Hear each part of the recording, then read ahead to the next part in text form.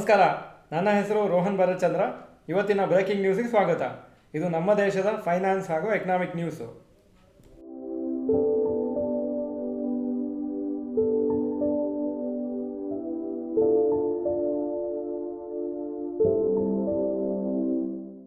News number 1, TCS to make 1000 crore provision for court case. TCS company 1000 ಕೋಟಿವರೆಗೆ ಈ next ಕ್ವಾರ್ಟರಲ್ಲಿ October to December 2023 ಅವರ ಒಂದು ಪ್ರಾಫಿಟಲ್ಲಿ ಅವರು ಪ್ರಾವಿಷನ್ ಅಥವಾ ಇದನ್ನು ಪೇಮೆಂಟ್ ಮಾಡಬೇಕು ಅಂತ ಒಂದು ಎಂಟ್ರಿ ಹಾಕ್ತಾರೆ ಪ್ರಾಫಿಟ್ ಲಾಸ್ ಅಕೌಂಟಲ್ಲಿ. ಯಾಕಂದರೆ ಅವರು ಒಂದು ಕೋರ್ಟ್ ಕೇಸನ್ನು ಸೋತಿದ್ದಾರೆ ಅಮೆರಿಕಾದಲ್ಲಿ. 2014 ಎಪಿಕ್ ಸಿಸ್ಟಮ್ಸ್ ಅಂತ US ಅಲ್ಲಿ ಅವರು TCS ಮೇಲೆ ಒಂದು ಕೋರ್ಟ್ ಕೇಸ್ ಹಾಕಿದ್ರು, ಸೇಯಿಂಗ್ ದಟ್ ಇಂಟೆಲೆಕ್ಚುವಲ್ ಪ್ರಾಪರ್ಟಿನ TCS ಅವ್ರು ತಗೊಂಡಿದ್ದಾರೆ, ಅದರಿಂದ ಆ ಎಪಿಕ್ ಸಿಸ್ಟಮ್ಸಿಗೆ ಲಾಸ್ ಆಗಿದೆ ಅಂತ. ಮತ್ತೆ US ಕೋರ್ಟಲ್ಲಿ ಇದೆಲ್ಲ ನಡೆದು ಅವರಿಗೆ ಡಿಸ್ಟ್ರಿಕ್ಟ್ ಕೋರ್ಟಲ್ಲಿ ವರ್ಡಿಕ್ಟ್ ಬಂತು TCS ದೊಡ್ಡ ಪೇಮೆಂಟ್ ಮಾಡಬೇಕಂತ. ಮತ್ತೆ TCS US ಸುಪ್ರೀಂ ಕೋರ್ಟಲ್ಲೂ ಅಪೀಲ್ ಹಾಕಿದ್ರು, ಈ ಜಡ್ಜ್ಮೆಂಟನ್ನು ಸ್ವಲ್ಪ ಚೆಕ್ ಮಾಡಿ ಇದು ಸರಿ ಇಲ್ಲ ಅಂತ.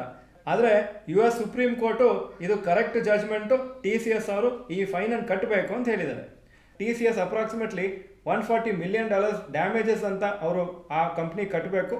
ಹಾಗೂ ಇನ್ನೊಂದು $140 million ಅಂದರೆ ಆಲ್ಮೋಸ್ಟ್ 1000 ಕೋಟಿಗಿಂತ ಜಾಸ್ತಿ ರೂಪಾಯಲ್ಲಿ ಅವರು ಆ ಕಂಪ್ನಿಗೆ ಕಾಂಪನ್ಸೇಟರಿ ಡ್ಯಾಮೇಜಸ್ ಅಂತ ಕಟ್ಟಬೇಕು. ಅಮೆರಿಕಾದಲ್ಲಿ ಸ್ವಲ್ಪ ಸ್ಟ್ರಿಕ್ಟ್ ಆಗಿರ್ತಾರೆ.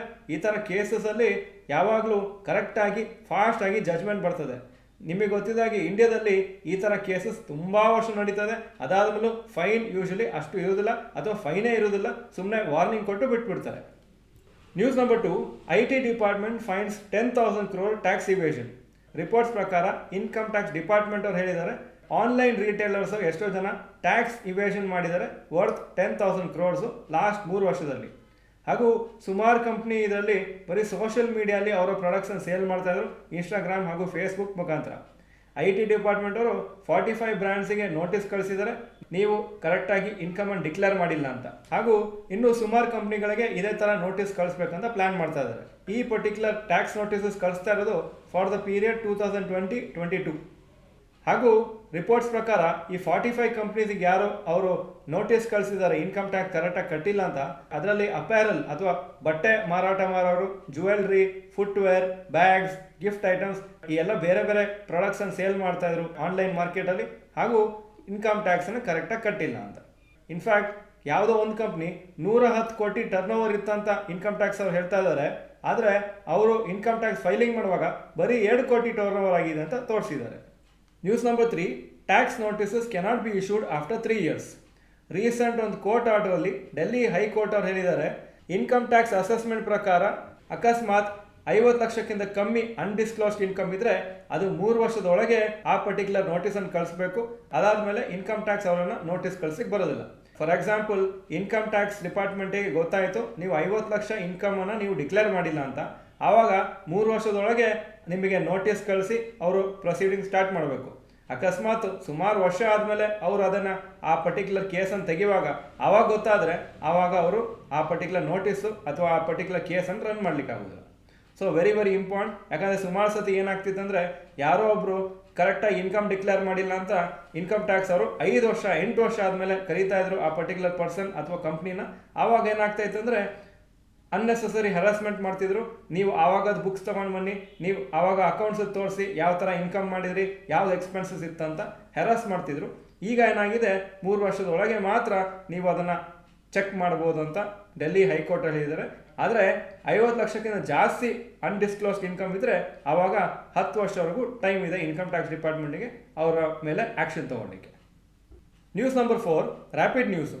ಟಾಟಾ ಟೆಕ್ನಾಲಜೀಸ್ IPO ಇವತ್ತು ಓಪನ್ ಆಯಿತು. ಹಾಗೂ ಫಸ್ಟ್ ಡೇ ಅಲ್ಲೇ 5.75 times ಸಬ್ಸ್ಕ್ರೈಬ್ ಆಗಿದೆ. HNI ಪೋರ್ಷನ್ನು 10 ಟೈಮು ಬುಕ್ ಆಗಿದೆ. ಇವತ್ತು ಇನ್ನೊಂದು flat day for Indian stock markets. ಮತ್ತು ರಿಪೋರ್ಟ್ಸ್ ಪ್ರಕಾರ ಮೆಡಿಕಲ್ ಇನ್ಫ್ಲೇಷನ್ ಇಂಡಿಯಾದಲ್ಲಿ 14% ಪರ್ ಆ್ಯನಮ್ ಲಾಸ್ಟ್ 1 year ಇದೆ.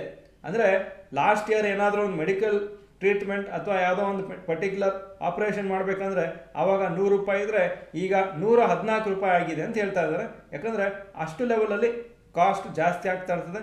ಎಕ್ವಿಪ್ಮೆಂಟ್ ಕಾಸ್ಟು, ಡಾಕ್ಟರ್ದು ಫೀಸು ಎಲ್ಲನೂ ವರ್ಷ ಜಾಸ್ತಿ ಆಗುತ್ತೆ.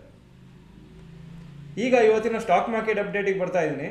ನಿಫ್ಟಿ ಒಂದು 28 ಪಾಯಿಂಟ್ ಅಪ್ ಆಯಿತು, 19,812 ಕ್ಲೋಸ್ ಆಯಿತು. ಸೆನ್ಸೆಕ್ಸು 92 ಪಾಯಿಂಟ್ಸ್ ಅಪ್ಪು, 66,023 ಕ್ಲೋಸ್ ಆಯಿತು. Point number 2, today's top Nifty 50 gainers and losers. Top gainers BPCL 3.63% up, NTPC 1.46% up, Cipla 1.46% up. Top losers IndusInd Bank 2.11% down, Hindalco 1.3% down, Kotak Mahindra Bank 1.22% down. Point number 3, today's top Nifty Next 50 gainers and losers. Top gainers Chola Investment 1.55% up, Marico 1.16% up, Godrej Consumer Products 0.81% up. Top losers ABB India 2.55% down, Berger Paints 2.31% down, Adani Wilmar 1.7% down. Point number 4, advance decline ratio for NSE. Advances 865 stocks, ಕಮ್ಮಿ ಆಗಿದ್ದು 1263, so 41% up, 59% down. Point number 5, yesterday's FII and DII investment data. Foreign institution investors 456 ಕೋಟಿ net sales ನಿನ್ನೆ, domestic institution investors 722 ಕೋಟಿ net purchases. Point number 6, today's gold and silver price. Gold price 6202 per gram, silver 74.6 per gram. Point number 7, today's rupee value. ಒಂದು US dollar 83.32 rupees, ಒಂದು euro 90.84 rupees. Point number 8, stocks near 52-week high. Hero MotoCorp 52-week high 3,428, closing price 3,414.